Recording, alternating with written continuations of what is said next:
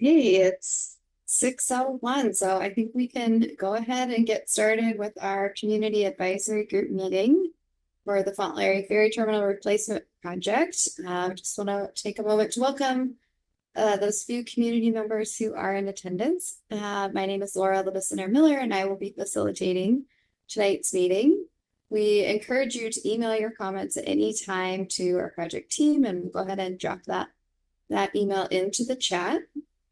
As a reminder, we always record these meetings and we post the links on our website for anyone who can't join us live. We have our friendly CAG member Zoom instructions, which I know you are all very familiar with at this point in the process, and we'll be looking forward to hearing from you with the chat feature or just simply raising your hand throughout the conversation.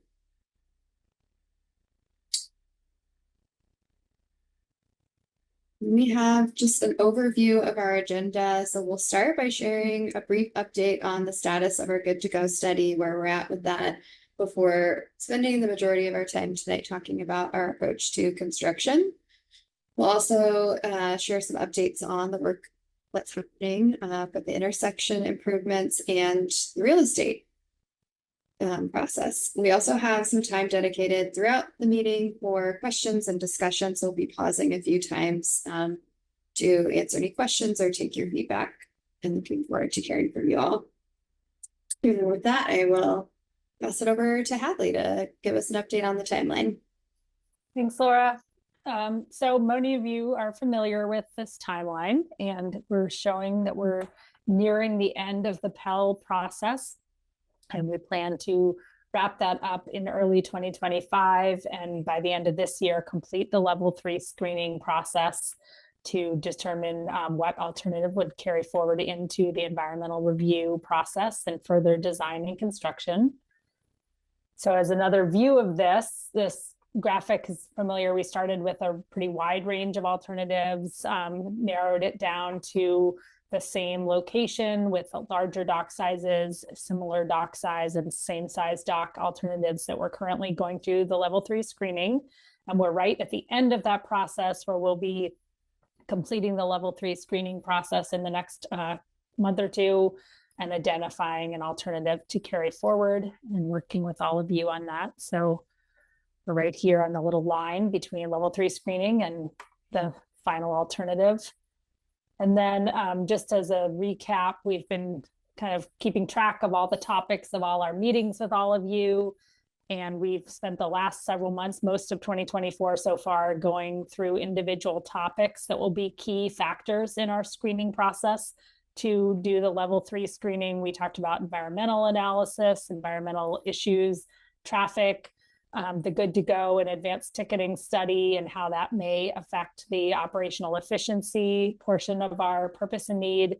And today we're going to focus on construction phasing and the construction approach and how that would differ between alternatives. And then at our next meeting, we'll be sharing out the results of the level 3 screening and talking a little bit about cost and cost estimating before we get into the Pell study report itself and identifying which alternative will advance.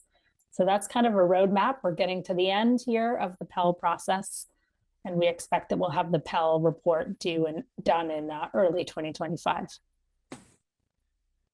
So with that, I'm going to turn it over to Dave to talk a little bit about the Good to Go study. All right. Well, thank you, Hadley. Again, David Sowers, Director of Terminal Engineering for Washington State Ferries. Again, thanks to everybody for being here tonight. I know there's probably lots of other things you'd rather be doing, but this project's really important for all of us, and I'm glad you could be here and join us. Like Hadley said, we are going to talk about construction and the approach and the delivery method and really get into the weeds on that.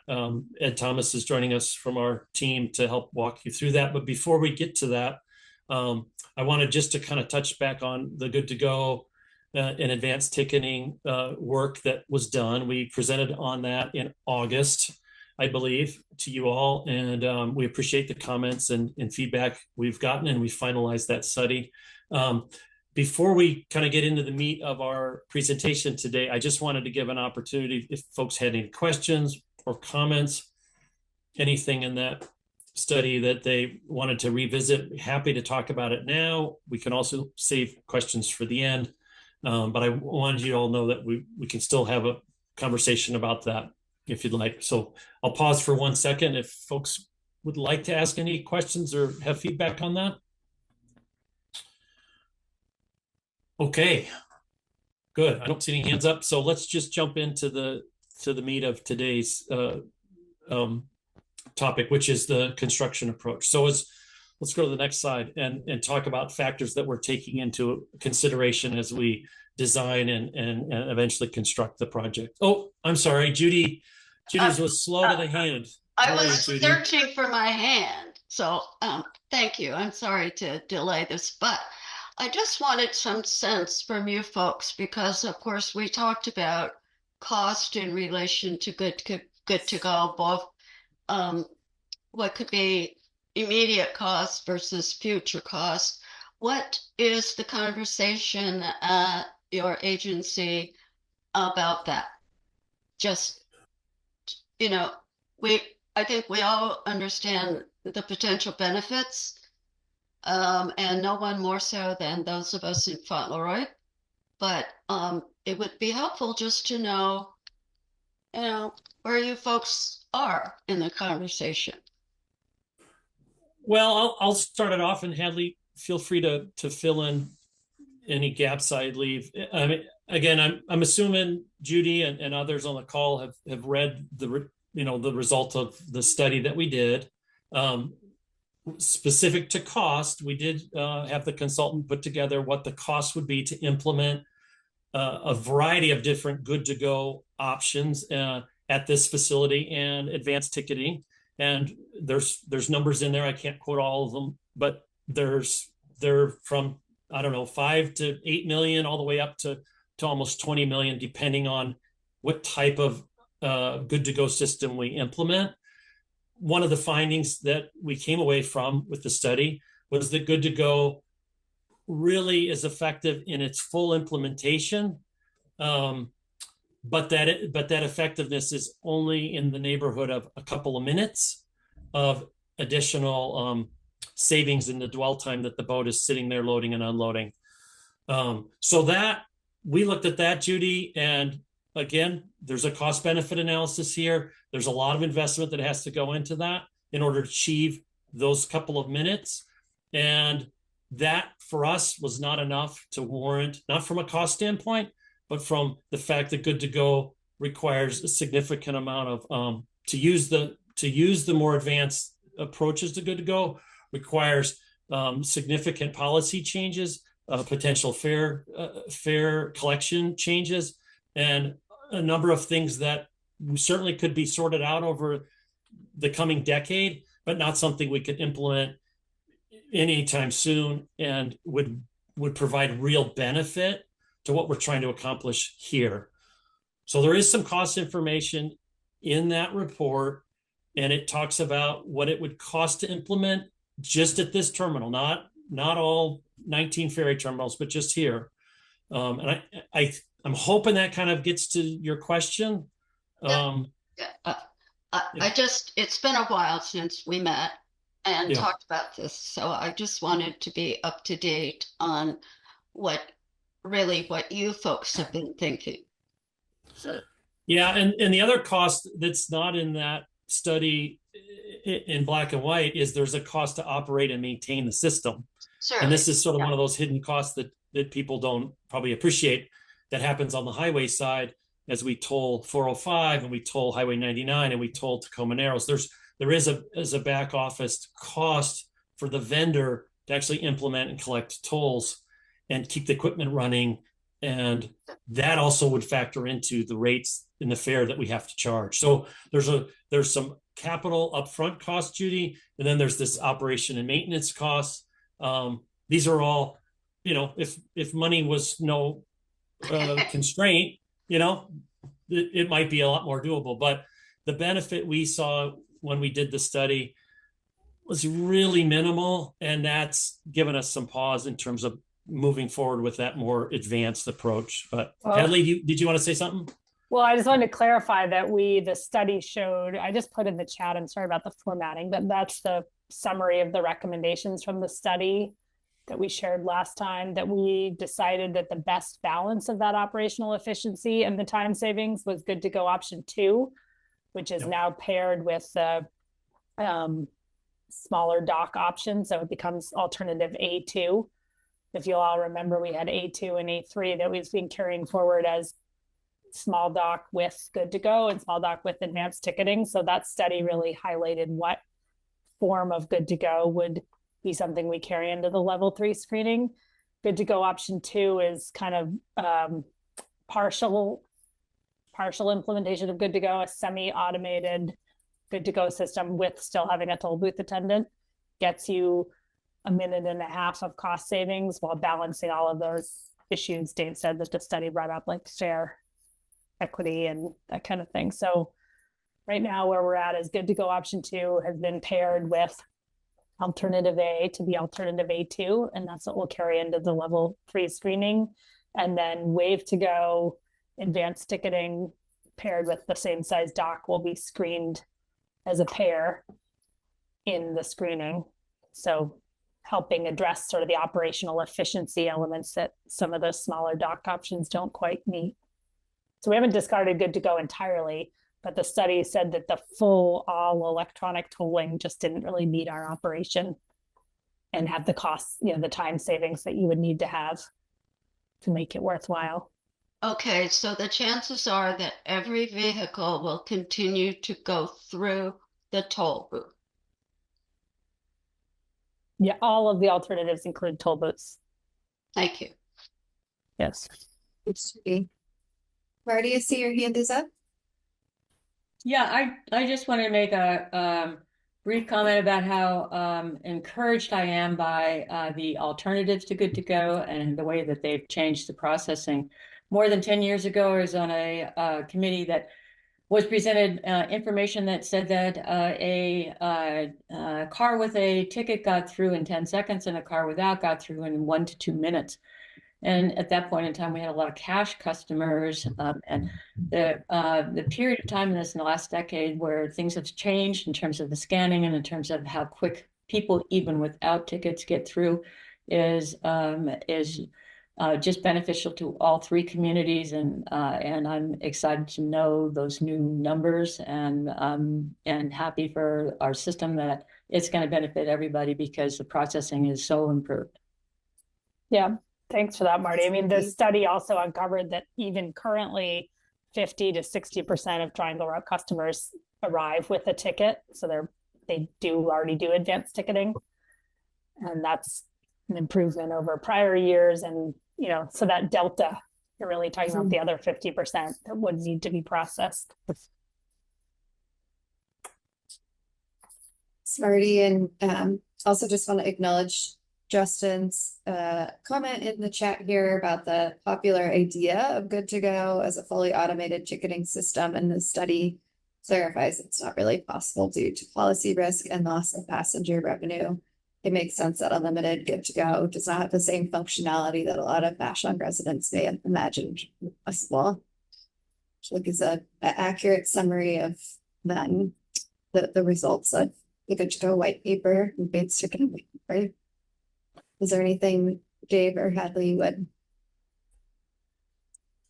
No, I would just say, take a look at, again, to refresh your memories, take a look at the executive summary on the last page or 2 of that report. And I think it does a really nice job of kind of capturing everybody's comments here and what Justin said there at the end. So with that, let's jump into the factors to consider. So as part of the planning process, we're looking at a lot of different things that feed into how we build this project. Building anything in a marine environment is very challenging. The things that are listed here affect all of our projects all across Puget Sound. But I'm just going to kind of flip through these and highlight some of the key features of these. So number 1, I'll just kind of go around the clock here, is the ferry service during construction.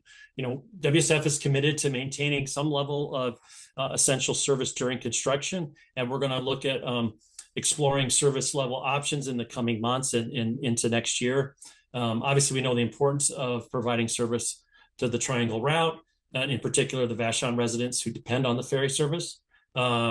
Just as a side note, yesterday we had the King County Water Taxi director on the advisory group that we do with the technical team, and he asked questions about, is passenger only ferry service an option here? So we're gonna have all of that on the table to kind of explore, and that is certainly an important part of any construction project. The constraints at this site, because of the narrowness of the dock and the lack of holding on the dock, really pressures us a lot more than, say, at Coleman Dock, where we have much larger dock to work with and to manage traffic. Regulatory and environmental requirements, are very important for us to take into consideration. We obviously have to meet all of the state and federal requirements for designing and constructing a project like this. We take that into account. The site constraints, as I mentioned, are obviously we're in a narrow piece of land here in which to operate, and setting up and having large staging areas off of the dock is not something that's practical. The construction delivery method, we're obviously thinking about this because, and we'll talk about this in a minute, it's very important that we select a way of delivering the project that's most conducive to the project itself and the opportunity for innovation, and makes most sense for this site. And then finally, the last one is just on permitting requirements. This is related a little more to the construction permitting and, for example, noise that may occur during construction, those additional staging areas, what we can do in terms of temporary structures or temporary impacts on the street. Those are other things that we've got to take into account on a site like this. So we know construction's disruptive. We've all done house remodeling. Whether you're remodeling a ferry terminal or you're remodeling your kitchen, it's very impactful. It can be sometimes stressful, but in the end, it will lead us to a finished product that I think we'll all be really happy with. And so we're going to talk a little bit about how we're going to phase it in the next few slides here. I want to kind of get into the level 3 screening criteria that are specific to construction phasing. The criteria that we're looking at on the left here include just impacts on adjacent parks or recreational areas. It's something that we're certainly we want to avoid. What kind of encroachment would we have, for example, on Cove Park during construction? What encroachment would we have on Captain's Park during construction? Those are important criteria that we're going to look at as we start screening. How does the option work around the project schedule? You're going to hear from Ed that the different alternatives have projections for different amounts of time that they'll take to construct. The larger the dock, as you can imagine, the larger docks are going to take longer to construct than a smaller dock. So that's certainly going to be one of our criteria. The additional amount of right-of-way needed beyond the terminal footprint is important, both temporary and permanent. And that's an important screening criteria. And then finally, project costs. We're not going to get into that too much today, but certainly the project has to be something that we can get the funding through the state legislature, pursue federal and of course state funds to build, and that's an important consideration to the construction approach. So I kind of wanted to hit on those things. Let's go to the next slide. And then just to kind of get back to what we were talking about with the technical advisory group yesterday, and just how do we provide service during construction. Ed's going to walk you through an approach that involves constructing a temporary slip so that we can build the dock in phases. It's very important for us to continue to provide essential service to the islands. It's also important that we look at alternative ways to move passengers, whether it's in an automobile, whether it's an 18-wheeler, whether it's kids going to school on Vashon. The conversation we had yesterday with the King County director was an interesting one about using passenger-only vessels like we have at Vashon and Southworth to potentially provide service to this terminal during construction. So yeah, those are some of the things that we're weighing. It's obviously an important factor that we must consider in how we build the project, and try to disrupt as minimal amount as possible the traveling public. So the other thing I'll add is that we have also recently hired a consulting firm to help us look at the Triangle route schedule. And that's obviously the Triangle Task Force many years ago looked at this. We're going to dust that off and take another look at that. And part of that is not only for today, but part of that is for as we get into construction.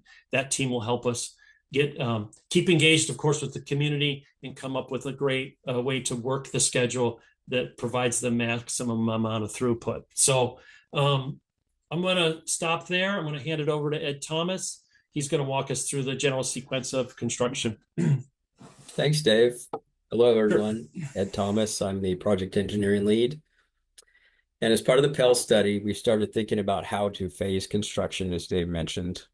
So we've developed a conceptual sequence plan. And within the next few slides here, I'm going to explain each of the phases.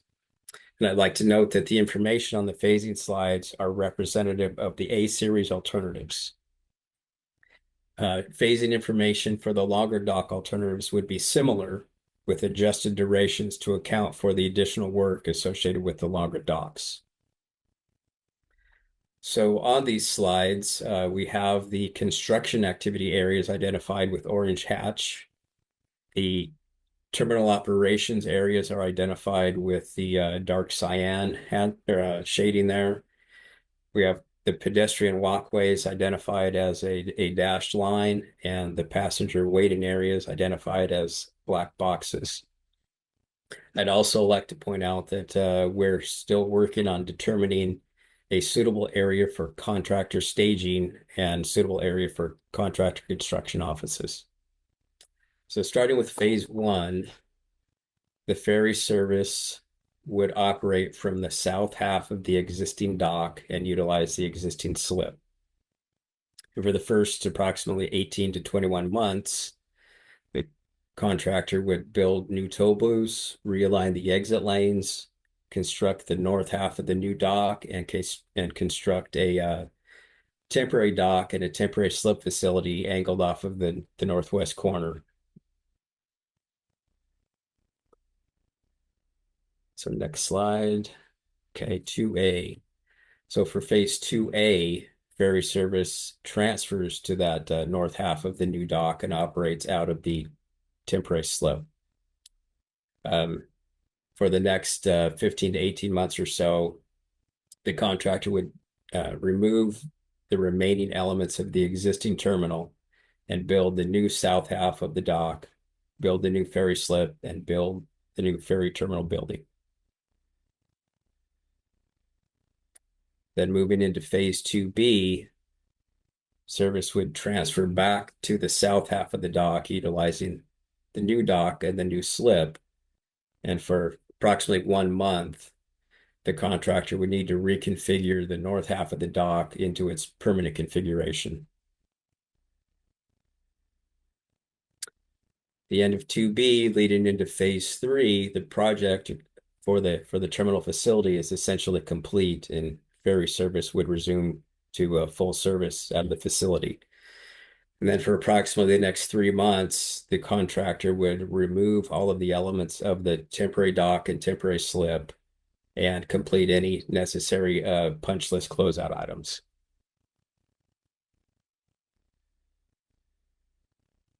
And with that, we would like to open it up and answer any questions you may have about that sequencing.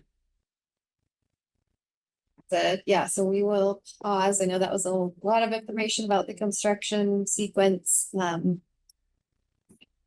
Just Frank, I see your hand is up, but wanted to address the comment in the chat here just to clarify. So Ed, are A, are B and C alternatives not being considered in this scenario? I heard you say at the beginning that this specifically looks at the A alternatives. Could you say a little bit more about B and C? Yes, all alternatives were considered in this scenario, but for the purposes of the graphics for this information share, we just chose to look at the A series.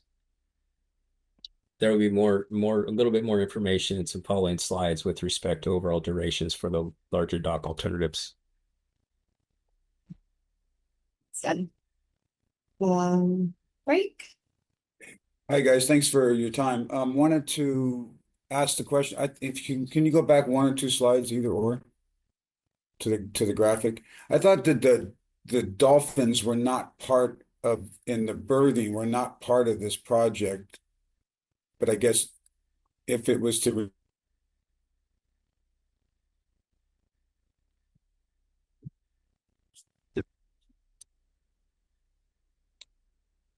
did I freeze up?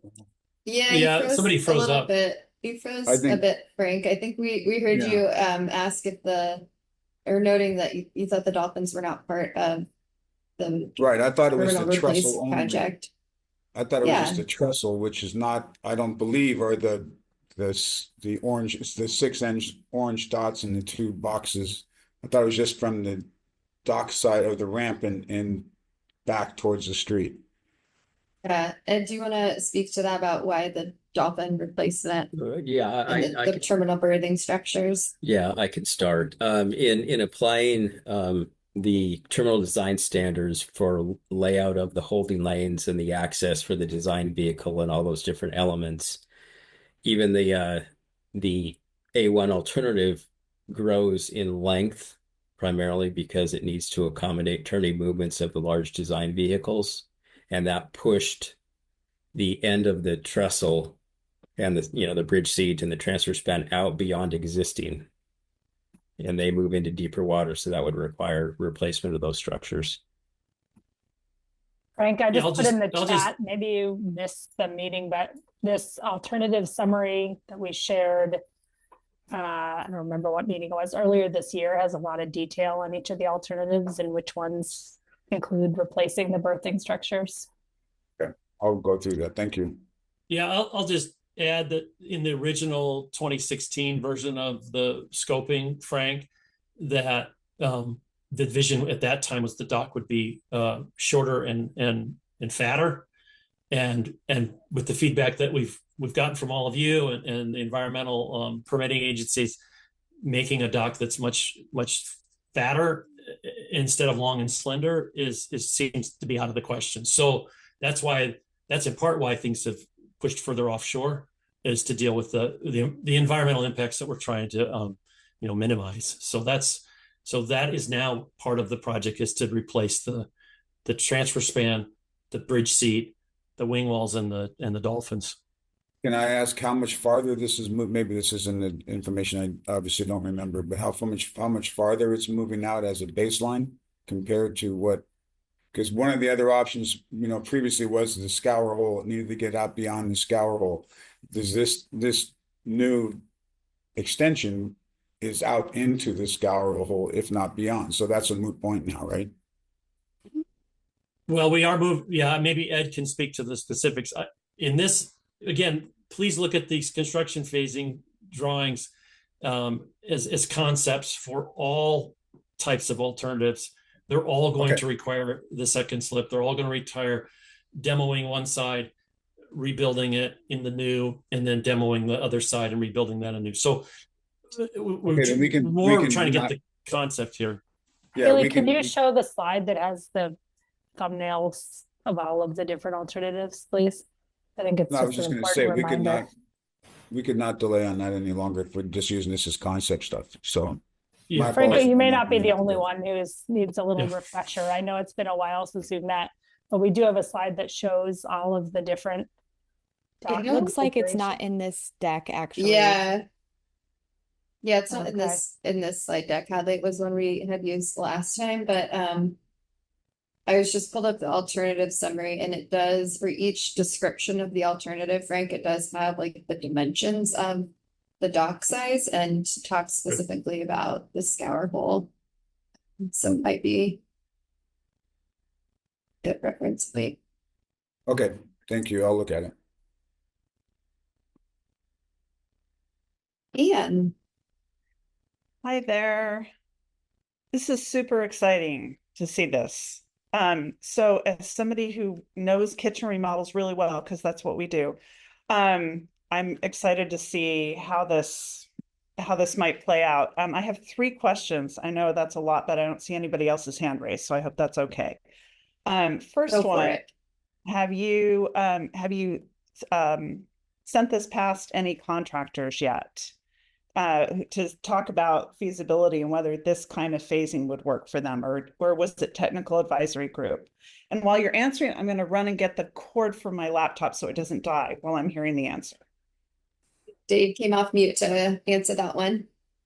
Yeah, so we have not run this by any contractors. That being said, between my staff and the consultant team, we have a lot of construction experience, and this is one of the best ways to do a trestle expansion like this is to build it in pieces, in phases, and building one side, demoing, building one side, and then shifting the whole operation over to that new side, and then coming back. And whether it's a bridge over a body of water or it's a ferry terminal, this is a pretty straightforward approach. But we're going to talk a little bit about project delivery methods in a minute, so we can kind of get into that question a little bit more. Why don't you go with your next 2?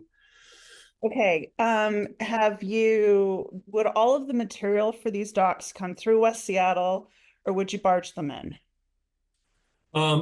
Both, but for the ease of because of the lack of staging and because this is largely a marine contract, most of the contractors are set up along the Duwamish River, and they would just barge the material up, whether they're bringing in piling or precast decking. Mechanical electrical systems might come in on a truck, but a lot of this is going to come in by the water.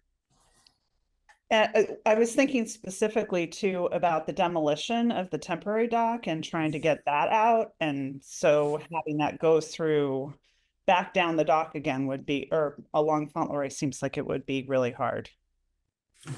Again, we have a really tight space, and typically on these demolition projects, they take the deck up and they drop it onto a barge. They pull the piling up and lay it on the barge, and they take the barge away with a big pile of creosote timber on it. So it's typically how they do it on a scale of this. If we were just going in and replacing, 1,000 square feet, probably would be done from the land side, but on a dock that's this large, most of the work is going to happen from the water.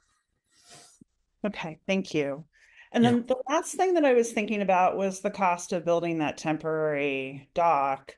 And have you looked at all at whether it would make sense to build a temporary dock on the other side of the peninsula, like near T3 or T5 or somewhere in there on the other side of the peninsula to have temporary traffic?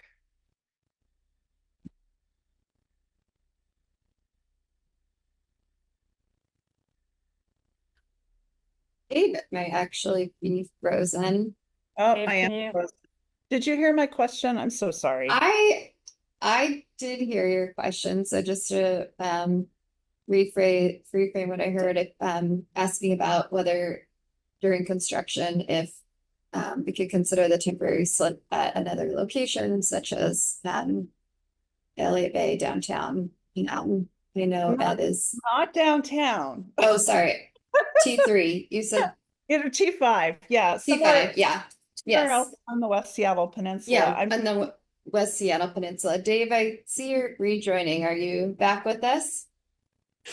I'm having some internet issues tonight. The cat knocked over the router at 6 o'clock, and I don't know where she is right now, but sorry about that, Ann.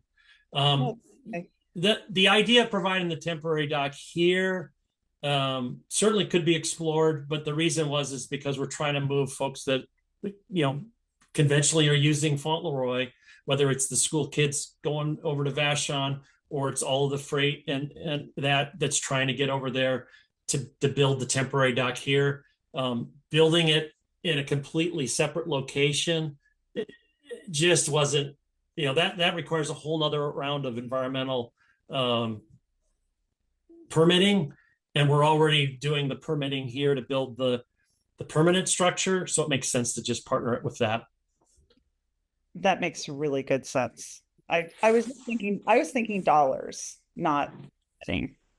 Well, there are dollars associated with temporary structures that Yeah. we've added to our estimate, and they are certainly large dollar numbers. It's not inexpensive to build a temporary. It's like building, like the kitchen example. It's like building a temporary kitchen out in the garage. It's not Yeah. inexpensive, and you're kind of throwing it away. But it's really important to continue to provide service. Well, and also so having it's the cost worth having. it's also about having to work around it while it's up. So there's all of that. It's always more efficient to just build something from the ground up than to build around something else. Certainly. There's a few other hands up. Thanks for all the answers. Yeah. Sure. Thank you for those questions. Great, Gregory. Good evening. 3 questions. At this point in time, do we have an estimated start date? No. No, we don't have an estimated start date, Gregory. We need to get through the environmental permitting process, the NEPA process, SEPA process, and then, here we talked about it a little bit. The design and construction would happen as early as 2027. Really diving into it there. We figure we need all of next year to, and then some to navigate the NEPA process. So we're putting contracts together in 2026 and hopefully breaking ground in the 2027 or 2028 timeframe, So, regardless of the option. okay. So with that, any estimate of construction duration at this time? We are going to get into yeah. construction duration in a couple of slides. So we just wanted to pause right now, but to see if you have questions on the phasing, and then we do have a bit more to share about construction. Okay, and then the kind of the last question, do we have to work around fish windows? Absolutely. Because that's going to factor into construction duration. Yep. And we'll talk about that when we talk about the durations. Okay. Thank you. Is this going to be a design bid, or is it a design build?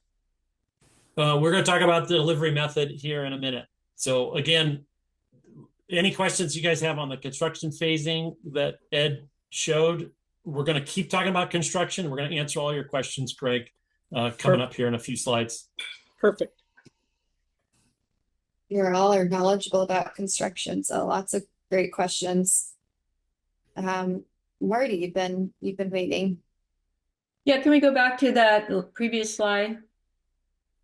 This slide shows that we're looking at temporary structures that are not engaging Cove Park. And the question is that you will have a dock that used to hold 80 cars waiting for the ferry, and this structure might hold 40 or 30. What can you help me on understanding what size the holding will be on this temporary dock? Yeah, I see where you're going with the question, and certainly the temporary configuration for the dock as it's being built will be less than 84 cars. So there will be additional traffic that queues on Fauntleroy Way that today would be parked on the dock. And that is because in order to build this, we got to continue to provide those lanes of egress and ingress. And so that means there's less holding capacity over the water while we build the first phase of the trestle. It'd be like about half or less than half of the current holding. Is that a reasonable estimate of where we're at? Yeah, looking at these drawings, I think, Ed, does that sound about right? Yeah, we have some conceptual ideas with respect to on-dock holding, and depending upon alternative and depending upon how operations chooses to manage those temporary lanes, it could range between 18 to roughly 40 vehicles on the dock. 18? Did you say, so less than 20 vehicles on the? Depending upon how operations would choose to manage the offload and the load process. Wow. You think it's But- small now? What the, Well, and it Uh, will change at different phases of construction, Marty, and we'll have, as Justin just put in the chat, we'll have very different ferry schedules at different times during construction based on the amount of real estate available on the dock. So it's all part of like whether demand would be the same as it is today. I don't think we'll have the same number of vehicles showing up that we have today because there won't be the same level of service. No, just one more before I lower the hand, and that's that we have you don't have any thoughts or ideas that you're going to make a bigger or wider temporary structure. Would that add the size of the temporary structure? Yes, but the question is, it's a very small temporary structure, and that's the plan. You're not thinking about getting something. The other, this is for A, for B, C. Are there bigger structures, or is this this conceptual layout here for the temporary structure would be relatively consistent between all the alternatives. And the idea is the temporary dock and the temporary slip there would be just the transfer of the vehicles to and from the boat through the onload offload. It wouldn't be designed, I don't think, for actual holding capacity. so it's actually no holding, just transferring. Transferring, yeah. And then, well, maybe this is getting ahead of it. Everybody's asking questions, getting ahead of it. But this construction may be a couple of years with no holding capacity. Is that what we're looking Yeah, at? we'll talk about that in another slide. Okay, thanks. Yep. Thank you, Marty. Judy. Thank you. Do your duration estimates for the various construction phases presume continuous work, or are you expecting to need to adhere to the state permits about working in creek water? Oh, that's a good question. The estimated durations are based on adherence to all of the assumed permit requirements for the in-water aquatic work, the nearshore work, and are consistent with the work hours and the noise requirements per Seattle's municipal code. Sure. So they don't include any exceptions or variances right now. So that anything that affects the creek flow down there would be limited to just 3 months out of the calendar year. Yes. Was that a yes? Nod? Yeah. Okay. No, I did. Yeah. Yes. Okay. Yes. And I think that would primarily be related to the piling activity associated with the trestle. Yes. Okay. Thank you. Thanks, Judy. Justin. Thanks so much. Actually, sorry, can I have that slide back? So first of all, I want to say that I'm actually glad to see the temporary slip option. I do think I know that one of the other alternatives that have been considered was rerouting service to Coleman Dock. And I hope it's clear to everybody on this call that would mean a dramatic reduction in ferry service to Vashon and Southworth. And I don't think we could live with that during the entire process of construction. So temporary slip is definitely the way to go. And I commend you for that. That having been said, I'm glad the question about limited dock capacity during construction came up. I was going to raise that, but thanks for bringing that up.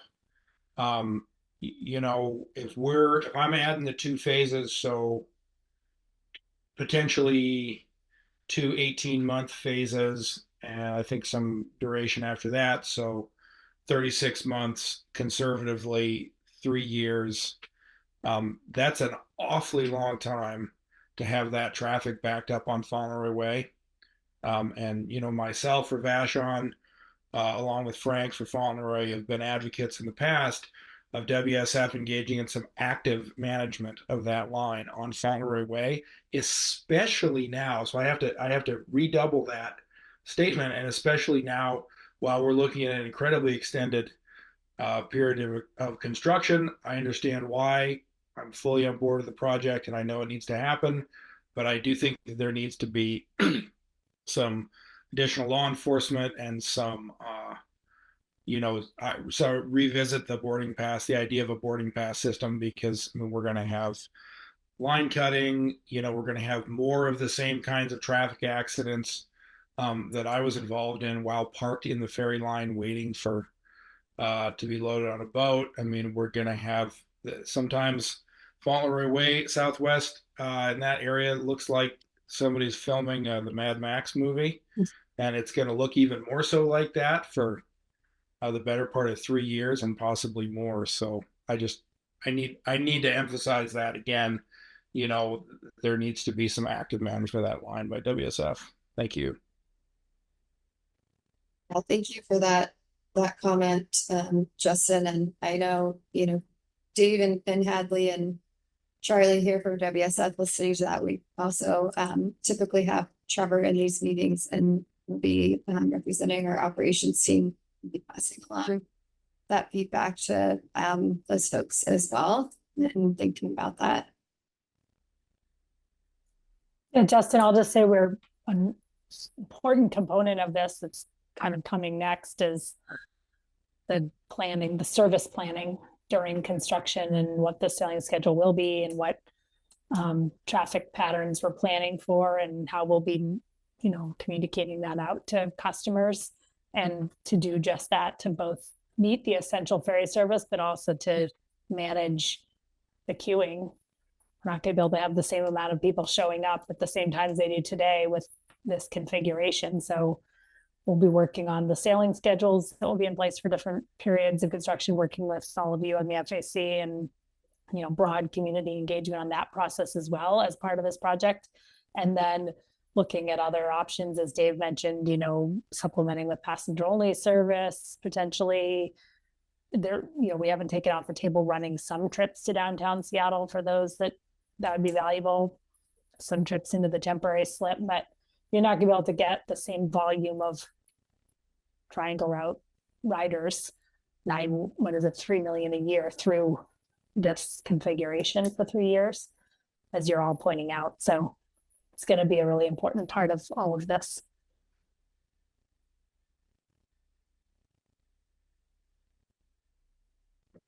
So underscoring your feedback, Justin, in the chat. And Marty, I see your hand is up. Yeah, just one more comment on that. Has there been any intention to upgrade or increase the options for Vashon to leave through the southern terminal, or increase service to coordinate with southwards to downtown, so that they have some other alternatives that when this dock is so dysfunctional? I mean, they've always said, well, Vashon has always said, well, Southworth can drive around, and you know, apparently that's going to be one of the things that people on Vashon are going to have to start thinking about is, you know, how else do I get to either, you know, the east or the west from my island? Yep, that's certainly going to be part of it. That's what I was just saying. We'll need to be having lots of conversations around service levels and alternate service, whether that's to downtown or, you know, suggesting people choose alternate routes. Already we've seen a huge increase in Point Defiance Tahlequah, and there's not a lot of extra capacity there because the routes, we've seen that already because the route's been on reduced service since the pandemic. And a lot of people have chosen to travel through the south end. So I'm sure that they will choose to do more during construction, but there isn't a lot of capacity there either. So Well, that's yeah, gonna be but a I big guess that was challenge sort of my going question. Is there any way to increase capacity on either of those other docks when you're up against this kind of a knot? But it sounds like enough said Yep. there for right now. Yeah, I think we're not there yet. Lots to consider for service during construction. Okay, I think with that, we will just move along, and Ed's going to talk a little bit more about construction and Cove Park. Yeah, so during construction, there will be an approximate 15-foot wide clear zone on both the north and the south sides of the dock. This clear zone will provide a buffer from the construction activities and provide beach access for crews to work under the dock for some of those necessary components. On this slide, we've identified an approximate clear zone area there shown in yellow to help better visualize that area.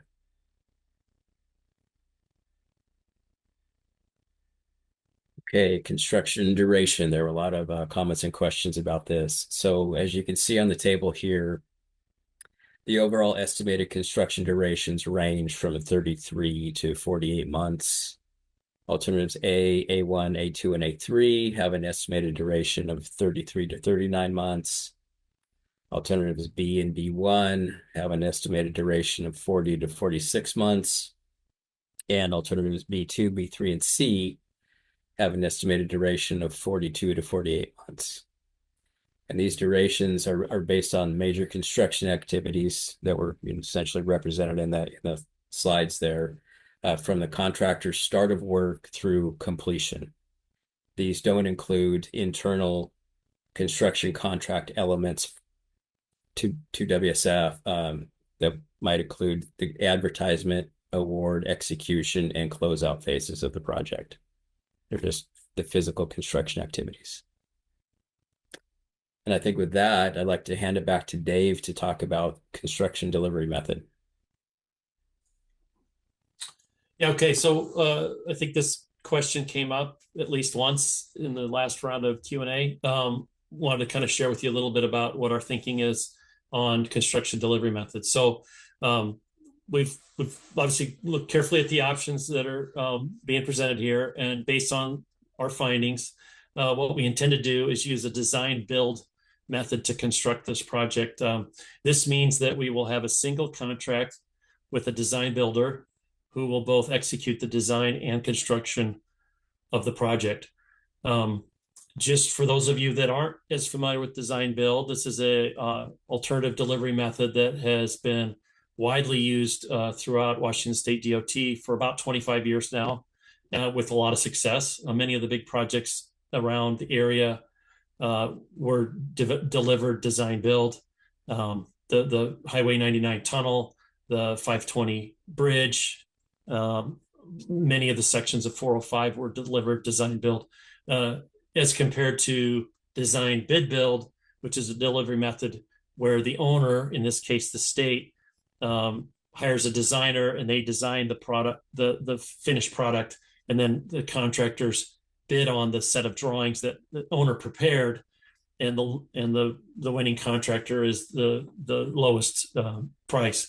This is more of a best value approach to project delivery, and it means we factor in the contractor's approach to building the work and weighs that with the price, and it's not just price only. So there's a couple of reasons we like to do this at the state. One of those reasons is just our ability to manage risk. So this allows a single entity that's best suited to manage the risk to be the owner of that risk. So in a complex project like this, the design builder, for example, is responsible for all engineering and constructability of the work. They're responsible for all design errors and material emissions in the work. And this is both in the design and in the construction. So the state, in this case, provides oversight and quality verification, but the contractor is responsible and their designer are responsible for coming up with the design and then building it to our standards. Another reason for design build is it allows us to build the projects faster. They're a little more innovative because I think the question earlier that was raised, they can look at this construction phasing and they maybe come up with a better way to phase it that actually pushes more vehicles through the terminal, but allows them to get the product finished and quicker.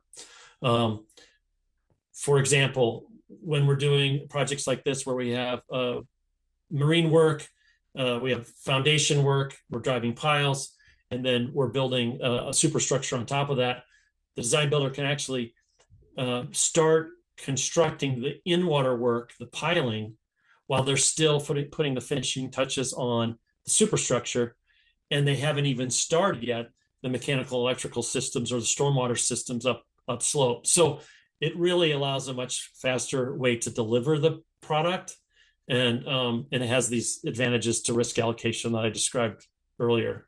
The last bullet here I want to hit on is just we're committed to engaging the community through this process, regardless of the delivery method. We do want the community's input on the design and what it looks like, how it operates, how it feels, the aesthetic. We have on other design build projects at the state brought in the community, and I think I mentioned this. David asked a question several meetings ago about this, and on a project that I worked on down by the stadiums, we wanted the new bridges down there to fit in with the stadium look and feel, and so we had that aesthetic added into the design and required in a prescriptive specification like contractor include those elements. So I want to dispel any myths here about that somehow the design builder is just going to do whatever they want. They still have to follow the contract. And if the contract is specific about things that we want, for example, the color of the bridge, the color of the piling, the type of cedar siding on the terminal building, for example, those are things that we can be prescriptive on. So we will continue to work with the community, and we'll appreciate your input on that. And then I think with that, we have an opportunity to sort of answer questions about what Ed and I just presented on, or anything else about construction. Then we have a few more slides at the end we're going to talk about with respect to the intersection improvements. Frank. Is there going to be you've laid out some anticipated durations? Those are your durations, not the contractors. Are you planning on incentivizing them for early completion? Yeah, absolutely. We're going to be prescriptive on what kind of service our expectations we have to some of the things that Hadley was saying. We're going to have them meet a specific end date, and there'll be both incentives and points associated with this in this best value evaluation, so that, for example, a project I recently worked on, we had 2 bids. One contractor was going to finish the entire project a year earlier than the other contractor. Their price was actually higher than the other contractor, but they won the contract because of the speed at which they could deliver the project. And those points associated with that outweighed the cost difference between the two. So the first time the state had ever awarded a contract that did not go to the low bid. And it was because they were able to deliver the project a year ahead of schedule. And we put a lot of value on that, Frank. Can I ask if did they come in ahead of schedule on their plan, on their schedule? They were pretty much on what they said. They were, again, they were a year ahead of what the state thought, and they certainly a year ahead of what their competitors thought. But yeah, I think they finished about where they had planned, about a year early. Great. Thank you. Yeah. Question, Frank. David? Yeah, hi. Design build isn't actually a bad way to go on a lot of projects. I have no problem with that. Do you know when you might be doing a rough draft to outline some of the requirements from not only the Ferry committee, the community, and all the other people involved in it? That's a great question. Neely, do you want to go back to that timeline slide? Yeah, sure. We can go back to that. I think, David, the short answer is not soon enough. We have to go through this process, the NEPA process, and which will be evaluating impacts through the environmental process, impacts on the marine life, impacts on traffic, impacts on the community. And that's a very formal federal process that we have to go through. While that's happening, we would love to dive into this question. It's probably likely going to happen at the end or after the NEPA process is finished. So it's definitely probably into 2026 that we're really having a conversation about that. But that's why we're all here. That's why we've been working with you guys for the last few years, is we want your input on that so we can be prescriptive in the contract that if we want, for example, we want cedar sided terminal building, we'll get a cedar sided terminal building. We may not specify where that cedar comes from, whether it's a Western cedar or Eastern cedar, but we can certainly tell the contractor what kind of finishes we want on things. We can tell them what kind of colors we want to use, what kind of light fixtures we want in the terminal building. I mean, we can be prescriptive, but we also want to give them the opportunity to be innovative. And I think the phasing side of this really, and to Frank's question about incentivizing the schedule, I think gives us some real opportunities with design build. Yeah, I'd really like to stay involved in the help, be part of the design commitment to how the dock looks and how it's developed. So there's all kinds of other features you have to work into the rough draft. But I think the sooner we look at a rough draft, the better off we'll all have time to comment on it and put community input into it. So. Okay. Yep. Thank you. Appreciate that. Artie. So a couple questions. One is, does the duration of the construction fit into the selection process of which dock type to build, or is previous to this slide, I thought that we were looking at a 2-year construction period, and now it looks like we could be looking at a 4-year construction period. And so the question is, does that matter in what you bring forward to NEPA SEPA, or is that all just not really a criteria that is important? That's question number one. Artie, can you clarify what you mean by 2-year, like where that information was, a 2-year? 27 to 29 design construction on your previous slide, but we're looking at to the timeline graphic. Timeline graphic. So that was my misinterpretation. So we're really looking at 33 to 48 months, and what the question is does that matter, or is that really not a criteria that is something that is a problem going forward for NEPA SEPA? I think first of all, that graphic is misleading, and that's probably something we need to fix. That means the start of design into the start of construction, as Dave said earlier, not the full duration of construction. Yeah, so that was how I scheduled to start. Yeah, 27 to 29, and then after that, you could expect changes for the traffic patterns on Fauntleroy, but really we're looking into 27 to 32. Dave or Charlie, what's the current construction timeline? Well, it depends on the alternative selected. It depends on how well we can navigate the NEPA process. I'm told it could take a year to get through NEPA, and then we can start preliminary engineering. We have to clear certain hurdles in order before we start the next phase and the next phase and the next phase. There are the permitting side of this, Marty, is very complex. We've got to get approval from FHWA and the tribes and the Corps of Engineers to actually build the work. So our first order of business is to come up with the alternative that we're gonna move forward, and then we've got to go through that process. And it's at least 12 months. It's more like 18 months to 2 years to get through the NEPA process fully. Yeah, well, I don't want to belabor there. The question was basically, does this matter? Which one's longer? Is that anything that makes you pause as to or select a different one? And it sounds like the answer is there's many other factors, and that isn't it. So the next question is, many times, yeah.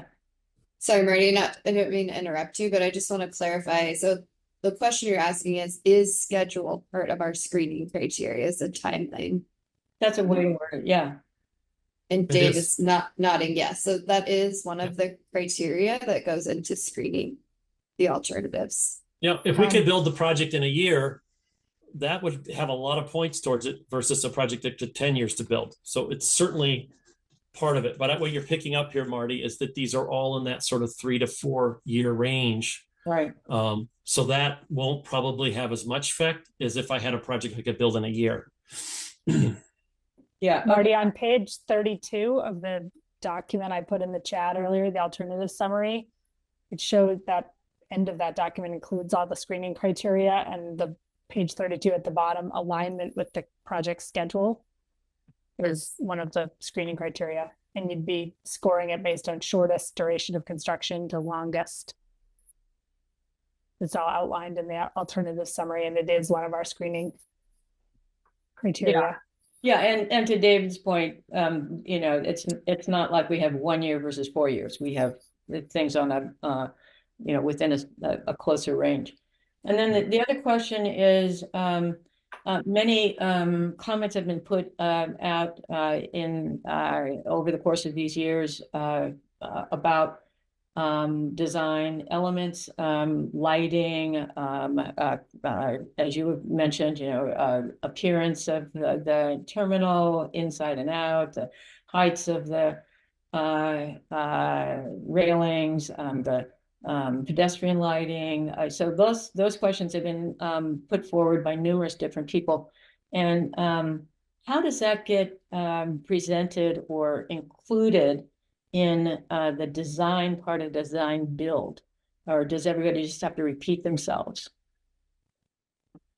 Well, if we want to, I'll just give an example. If we want to be prescriptive on some element of the aesthetic, Marty, for example, we want the new terminal building to be sited in Western red cedar.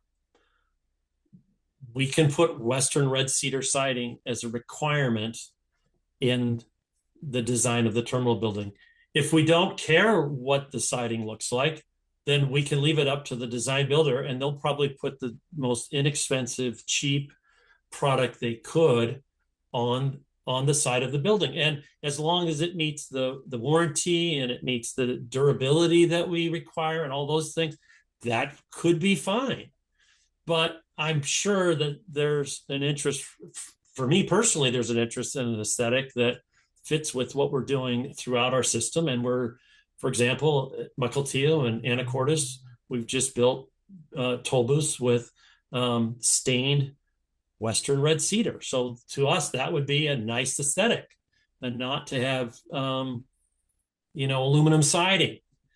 But we could come out, there's other products out there too. So we would put into the request for proposals that the contractor then bids on a specification that said, thou shalt provide exterior finishes that are comprised of stained or clear finish Western red cedar. And that would be what all of the contractors would then bid on the same thing.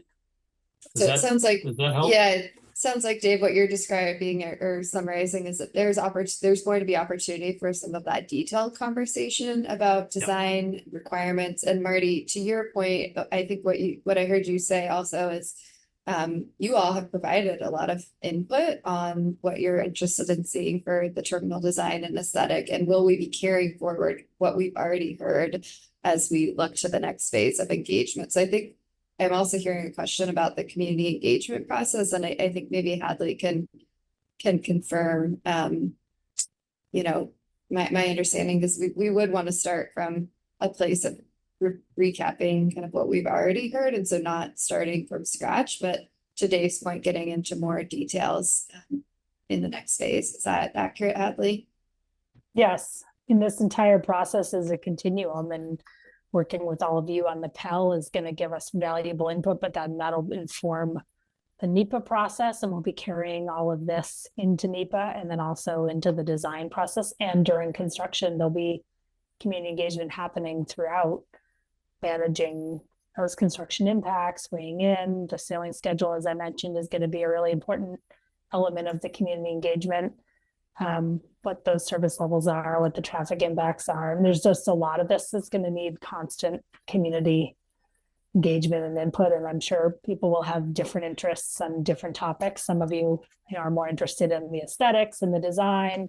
Some of you more in the environmental side of things. Some of you more in operations and service. So there'll be lots of opportunities. We haven't decided yet if we're going to kind of ask to continue this community advisory group as it stands now, or to do community engagement in different ways. But it will be definitely a part of the project. No, so just one last comment. I've appreciated your summaries in the past where you've said what we've heard and what we acknowledged, and if we're not, if it is, as it sounds like, going to be a new phase with chances again to weigh in on these things, it would be nice if you could summarize what's already been in there. So what you've heard already would be a good thing for everyone to have go forward. Yes, that will be a very important part of the Pell study report, is documenting all of the input we've heard through this planning and environmental linkages study. And that's something we'll be bringing to all of you to acknowledge. And, my hope is that all of you will feel comfortable at that point, at least, even if you don't fully agree or love everything that we decide on or the final alternative, but that you at least are supportive of the process and feel heard and can support how we document the input, how it's been received and acknowledged and questions have been addressed. So that's something that even once we complete the level 3 screening, as you saw in that timeline, there's a number of months to still actually develop the Pell study report, which is the documentation of this whole multi-year Pell study. And a big part of that will be the community engagement. I don't know if it's going to be an appendix or a chapter or a section or whatever of that report. We've already started talking about that. So any thoughts on that, or how you feel like that's important to document, would be very welcome. Artie and others. Justin. Hey, not a terminal construction issue, but we all just got our nightly announcement that Ferry Service on Point Fines Tahlequah might be out of service. And we got to make sure that's not happening during construction. So if it's doubling up crew, if it's extra maintenance on the vessel, if it's having an extra vessel ready, the idea of having reduced service through Fauntleroy for 4 years during construction and a South End ferry that may or may not be running every evening is not something we can live with. Thanks, Justin, for emphasizing the importance of that service. More to come on service during construction. Frank? So the comment made about Cove Park, is that, back in the construction of the pump station, Cove Park was taken over for construction. Is that, now you're saying you only want 15 feet? Is this not the appropriate time, or is that in the plan to acquire Cove Park again temporarily during construction? Or is that off the table completely? Yeah, I see Ed came off mute to address that when we put the slide back up. I will attempt to address this. So this clear zone, the intent is to provide some buffer between the construction activities and anybody within Cove Park there on the beach. It's going to be temporary during the construction period, and I believe the location and the width of that zone has the potential to vary based on the construction need. And it would be essentially beyond the limits of whatever the permanent width of the trestle is, but it would be temporary in nature. So does that answer your question? No, not exactly. Okay. I'm asking is during the construction of the pump station, they took over Cove Park. They closed it down and just used it for a construction laydown area and that. as well as the house next door. And maybe that's the real estate portion that's going to be talked about later. But my question is that intended to occur again where Cove Park would be closed to the public during the duration of construction? And that space would be used as part of the laydown and or access for the project? No, the clear zone is not intended to be closed. And there is no intention of actually having any sort of laydown area used. There could be some, no, I mean, we certainly need to work with the environmental group to work out the various conditions and restrictions on the usage of that space. But primarily it would be foot access with maybe small handheld equipment for the crew to do certain activities under the trestle, whether they're running conduit or if they're installing formwork for the bulkhead, top of bulkhead wall, or pile the cap connections, things like that. But there would not be any significant equipment or laydown. Boy, you're gonna tie the contractor's hands big time on this. You know, I mean, okay, you guys know what you're doing.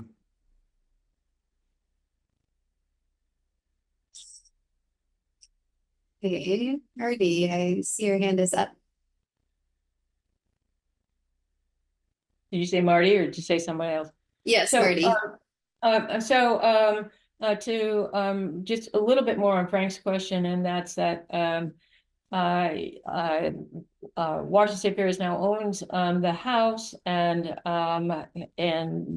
is it intended to use that beach as part of the construction and clear zone, and then also sort of to his point about tying the hands of the construction people, the community really wants this project finished as fast as possible, as you might imagine. I mean, that would be all three communities, and the beach access is available through Lincoln Park.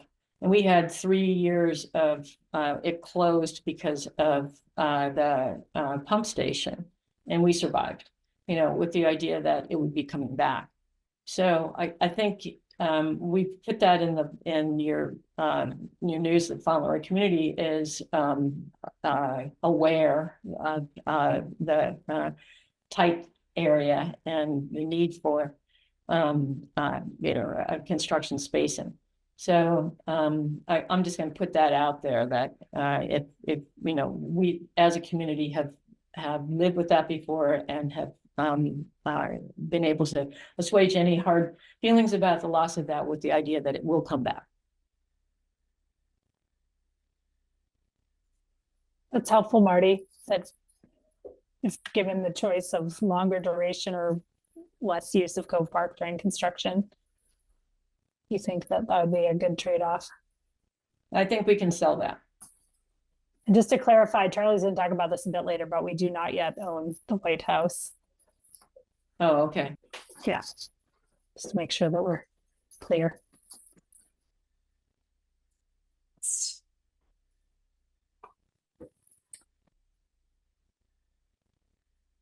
Any other questions?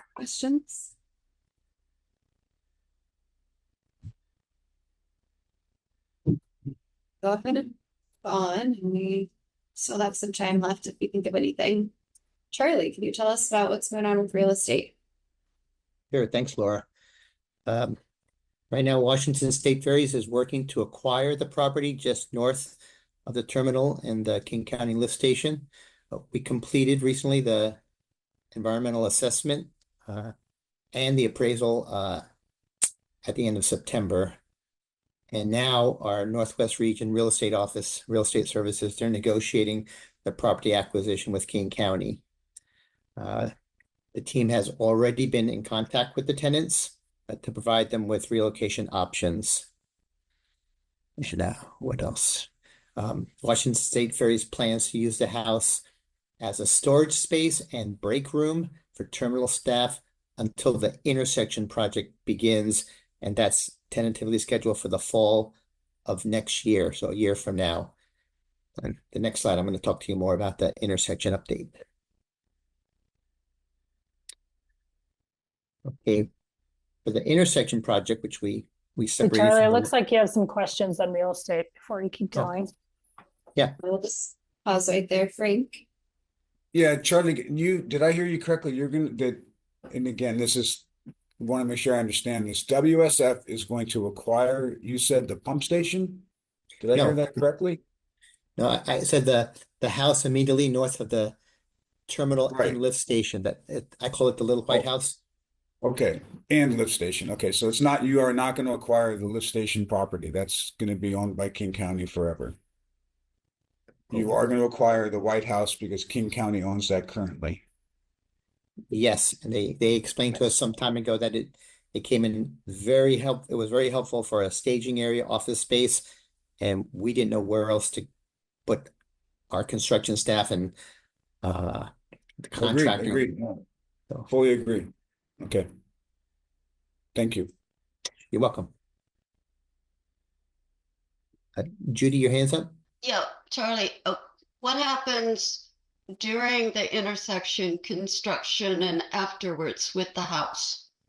Yeah, good question. So we're of the assumption that it's not a good idea to leave a house vacant for 6 months, a year, 18 months. And we told you before, we're not sure when the construction of the trestle begins. So we're talking to King County about occupying it after the tenants leave. So we talked to our staff, is there any way you can occupy it just so it looks like it's not an abandoned house? And they said, we can use it as a break room, or they really have limited space inside the existing building that they would love to drop off some personal items in there that would be helpful. So we wouldn't mind using it in that way during the construction of the intersection. Use it as an construction administration office, and then there's a period after that finishes, because that's not a very long project, where it's going to be vacant again until the big project comes in a year or so. We would again ask the terminal staff, can you occupy it again and just don't leave it abandoned? So that's as far as my crystal ball goes right now, Judy, that Okay. the construction is going to take some 4 years. So we'll have that as an office. So we think it makes sense to occupy it in some way, and certainly want to hear from the community about how comfortable they are with that. I'm sure the staff could be, polite neighbors and not turn up the music too loud. Just basically a break room and a little storage area. Okay, but the intention is that you folks would continue to own it after all is said and done. Yes, Okay, thank you. you're welcome.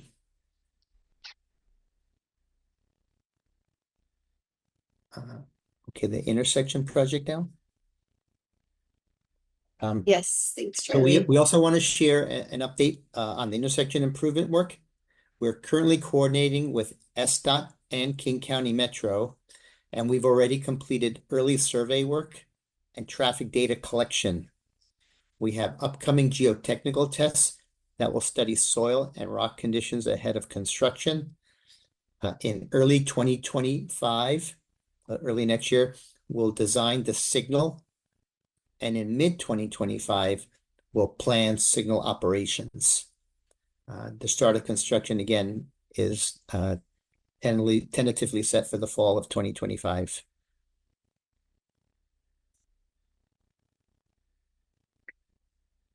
Well, that's all I had, but happy to answer questions. Yes, Marty. Sorry, so how do you expect that project to impact the processing and actions on the dock during construction? Will the ferry traffic be affected during construction? Good question. During construction of I'm the gonna ask for help. intersection. I wish my operations folks were here to help me out on this one. Well, I'll jump in, Charlie. Obviously the contractor that we'll hire is familiar with building mast arms and traffic signals. A lot of this work is happening overhead. We do need to close enough of the shoulder off or part of the lane to install the foundation that supports the mast arm. Some of this work will have to happen at night, but this is a short duration project. It should be we should be able to manage the intersection on the offload and loads while we're doing the project. But that doesn't, to somebody, I mean, it was Justin's earlier point, we're going to have extra traffic control and police officers out there helping us to load and unload traffic if we have equipment in the street. But this is not a big project. It's 2 signal arms, and then all of the work is overhead. So I think it's a very manageable project. Charlie has the construction starting in the fall. We're kind of waiting until kids are back in school, so we're thinking September, October timeframe, and this is something that could be literally done in a few months. So it shouldn't impact our ridership too much. I think to add on to that, Dave, my understanding of the timeline here, the planned signal operations that's happening around mid-2025, that would be the time frame in which you would know a little bit more and be able to have some conversations around what operations might look like during construction. Yeah, there's 2 purposes of that 5th bullet. Part of it is to talk about what the final signal timing looks like, how much green time and red time is given to the various movements, the ability to manually override the signal like we do at Edmonds and at other terminals. But part of that, to what Charlie was saying, was to, during construction, talk about it and obviously engage the ridership, engage you all if you're interested in what how we would plan that out so that we're providing a temporary configuration that again maximizes throughput, and at the end we have a product that works well with the cross traffic and loads and unloads the vessels when they arrive. Does that answer your question, Marty? Yeah. Okay, her hand went down.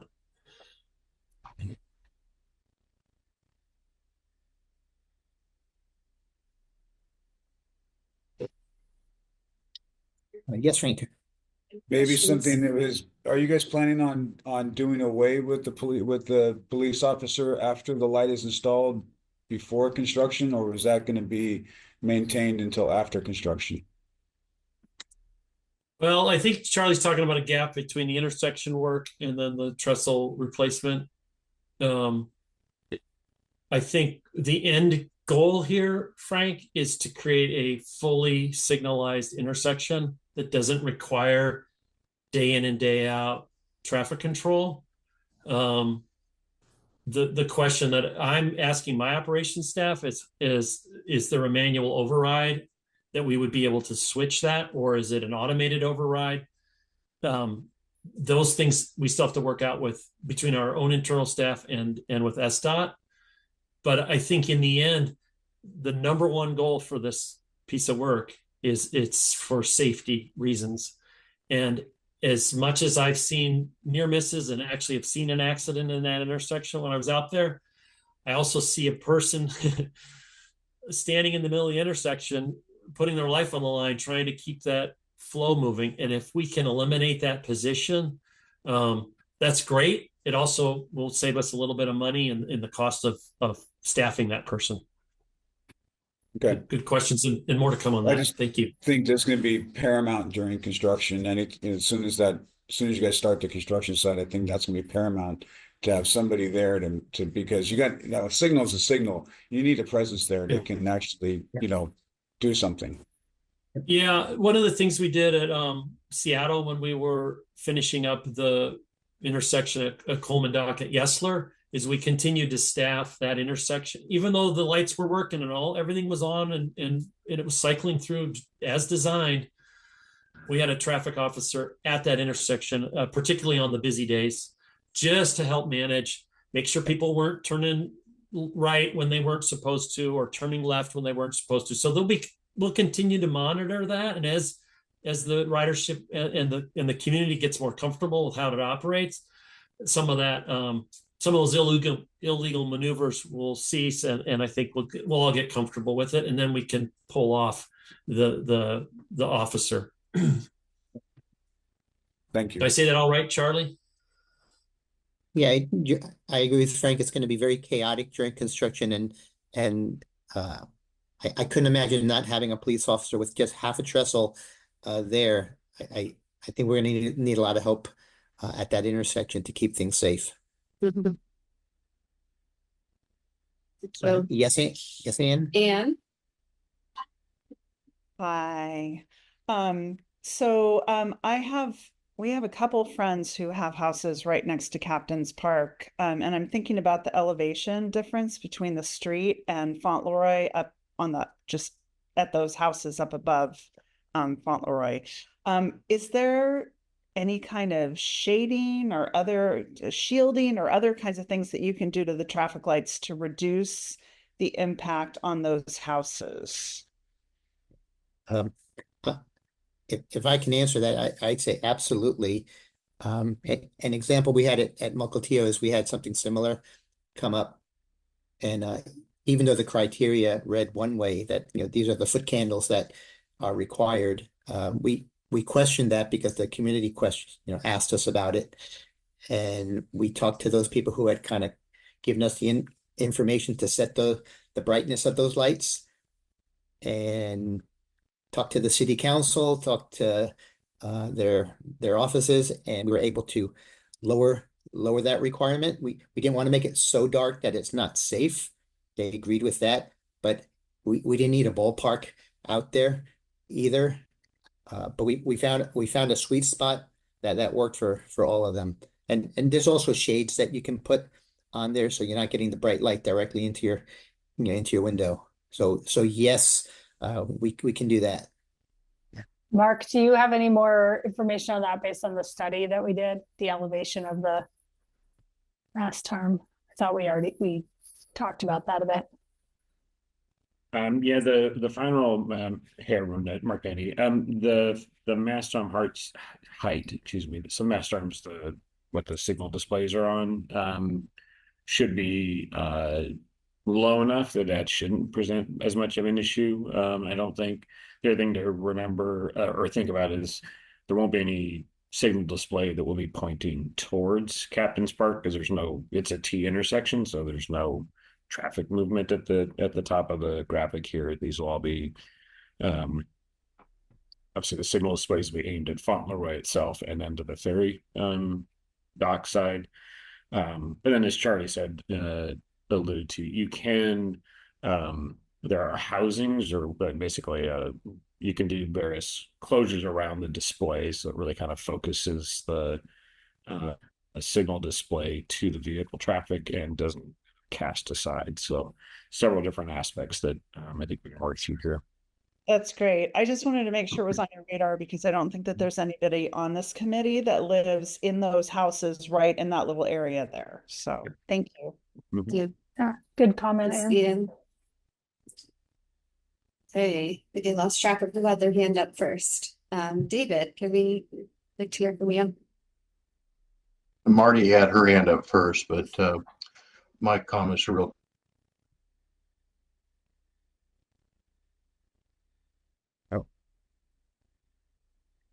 You froze, David, on my end. You too. We'll move over to Marty and hopefully David will come back. Well, just further comments on Anne's, and thank you, Anne, for bringing that up. It's all well and good for Charlie and others to say, oh, we have these housings, we have these shades, we have these ways. But it's been very unsatisfactory that when you shifted from warm lighting to bright white LEDs and put, quote, shades on them for your lighting of your dock, it's in everybody's windows. We all had to get shades. There's no question that lighting is incredibly polluting and way more difficult than it was before. And now those poles will be at least 3 to 4 feet higher, and they will affect the same houses that Anne is talking about. So this is a comment that we've, as a community, have mentioned multiple times in your collections, and it's I agree that there's no light shine because it's a T and that this is a different type of problem, but it fits in the same bucket in that all this community is affected by the extreme bright lights at heights without proper shading. Yeah, that's a good clarification, Marty, that we've heard a lot of comments about the lighting and light impacts from the dock on neighbors. I think the question was about the signal, and that's what the answers were about, whether the traffic signal itself would be shining in the houses. Yeah, I understand. A I just separate think the issue is the opportunity lighting. that they, you know, complain again. Yes. Well, it's it's an important reminder because that has been something that will definitely be coming up during NEPA. Yeah. Thank you, Marty. David, are you back with us? Yeah, I'm sorry, my computer died on me. I had a question about the traffic signals, and I've asked this question before. Will they impact the view from Captain's Park out over the water and the sound and the beautiful view up there? Charlie, could you answer that, or would you like Mark to speak to that? I can't answer that. I'm hoping Mark knows the height of that pole. Yeah, the signal mast arms are usually in the 18 to 20 foot height range above the street. So we can we're in the middle of the getting to what we call a 30% design phase of laying out the pole location and the mast arm height. So once that's done, we can confirm this, but it shouldn't be there's some utility wires crossings out there. Those are typically higher or about the maximum height you would see. So it shouldn't be in the line of sight, David. But once we get that 30% design, we gonna basically do a visualization of that to affirm that for y'all. Yeah, you can do a rendering then. It'll show the view from Captain's Park down toward the water. Was that possible? Yeah, we can dig that back Yeah. and then see what we can do. But yeah, it definitely can at least Thank you. I take appreciate a picture and mock it on basically a simple photo and say it'd be like this height. Like it. Photoshop could do some wonders for you there. Yep. Okay. All right. Thanks, guys. Yeah, the intersection will be a topic of ongoing conversation as we move along in this process. Final comments. I think we just have our next step slide.